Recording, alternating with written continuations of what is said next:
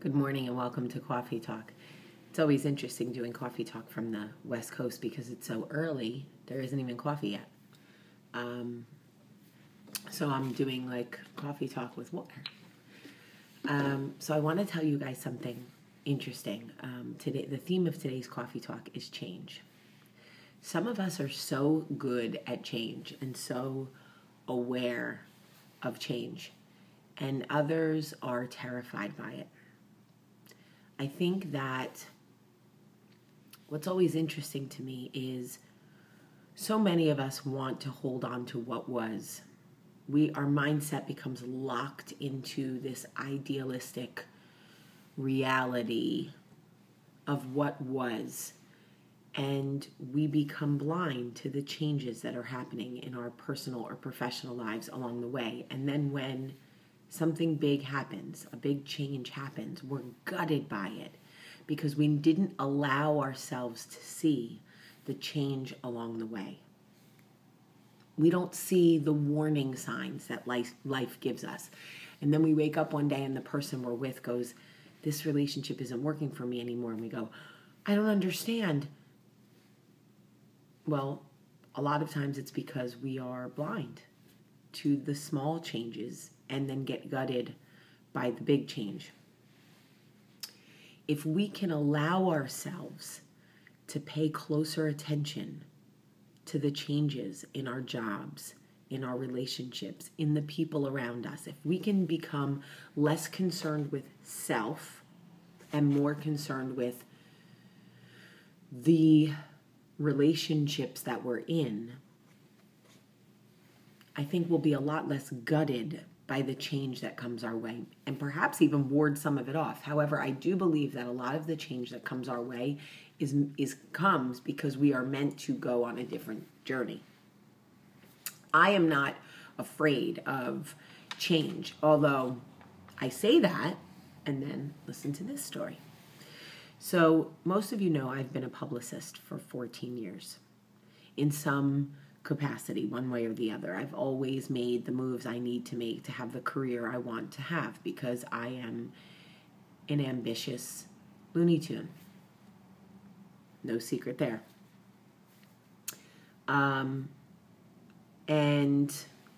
for me, I lately have been praying that some professional opportunity will come around in Birmingham that will excite me, that will allow me to claim some sort of stake there or put my roots down there. Because as much as I wish that things were different and I was raising my children in New Jersey with my family and all of my memories, that is not my reality. So at some point you have to accept your new reality, which is a whole different Cawfeetawk. Tomorrow's Cawfeetawk, accepting your reality. And I made my prayer so specific that it would be almost impossible to obtain. And maybe I did that subconsciously because I really am terrified about putting roots down there. Who knows? I have no idea. I'm not a psychiatrist. But I put prayers into the universe. Last Thursday night, I meet a girl, and on Friday, we decide to have coffee. Long story short, long story shorts and loafers. Long story short, she essentially lays down at my feet the very prayer I put out into the universe, the very opportunity that I have been praying for. And all of a sudden, I was like, what? You want me to give up my very safe career? You want me to make changes? I started to panic, even though this is the change I was praying for. How many of us pray to get out of a relationship we want out of this relationship, or we want to end a friendship, and then it happens and we go, wait, what? Wait, I wasn't ready. That's how I feel. I'm not ready. I've been praying for it, but it doesn't mean I'm ready. Jeez, give a girl some time. So I do what I always do when I'm presented with a big change, because I'm a bit of a dork. I write down the best and worst case scenarios, because I am a realist and I like tangible things and I need to see it on paper so I can talk myself through. I like to play the and then what game.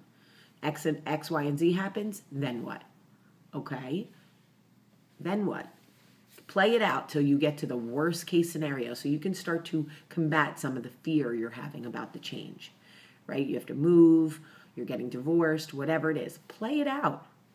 Then what? Then what? Then what? If the then what doesn't end with you are going to die in a fiery death, I think we'll all be fine. So I wrote down the pros and cons, right? The best case scenario. I would walk away from the business that I've built and partner with this girl, and we would have a brilliant business model and tremendous success and great growth. Awesome. Then I go to the worst case scenario. I would walk away from a stable business that I have built to partner with someone when I've always worked for myself and I've never had a partner. And we will be the laughingstock and completely fail. And I'll have no job to go back to. Pretty scary. That's a big worst case scenario, but it's not a fiery death. See? It's not a fiery death. I have hope for a lot of things, even in change, because I believe that there are many paths to the end goal for me and for you. It doesn't have to just be the path we're on. I think oftentimes when opportunities are presented to us, even though they're terrifying, it is because that is the next step on this amazing journey. And all of our end goals are the same. Death is the end goal for all of us. We are all going to die at some point. It's just a matter of what roads we take to get there. And change is scary for us because in our minds, if we can control our environment, we are safe. But most of the time, the most amazing opportunities, experiences, and lessons come from stepping off the safe road and onto the yellow brick road. See what I did there? That just came to me. I'm telling you, I'm so witty. I believe I have the power to predict the way my life will unfold. I don't know if I'll take this opportunity, but I do know that it came to me for a reason. Also, really quick.